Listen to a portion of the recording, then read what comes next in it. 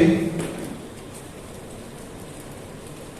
కేటీఆర్ ముఖ్యమంత్రి కావాలా అన్న కళ,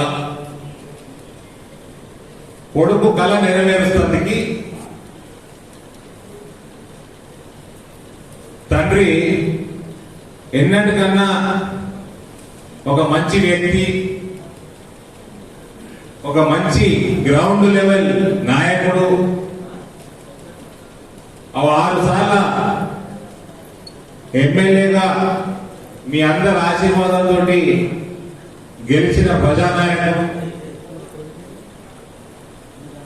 సీనియరు కేటీఆర్.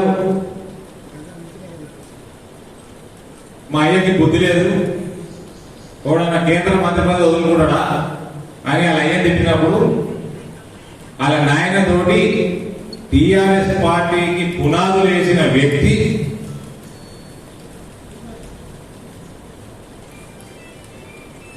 ఉద్యమంలో కేసీఆర్ తోటి మొట్టమొదటి రోజు నుంచి ఉద్యమాన్ని రూపకల్పన చేసిన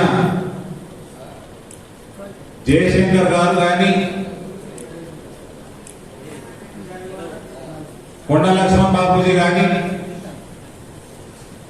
అటువంటి మహనీయులతో పాటు ఈటెల రాజేందర్ గారు కూడా ఒక వ్యక్తి. ఆ రూపకల్పనలో ఆయన కూడా బాగా ఉన్నారు.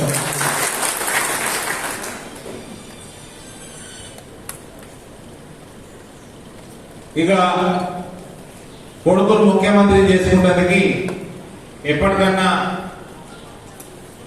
ఈటెల రాజేందర్ అన్న అడ్డం వస్తాడు, ఆయన స్టేచర్ ఉన్నది అని ఆయనకు పొగబెట్టి ఇలా టిఆర్ఎస్ పార్టీకి వెళ్ళి బయటికి పంపే కార్యక్రమం కేసీఆర్ చేసిండు, కొడుకు భవిష్యత్తు కోసం.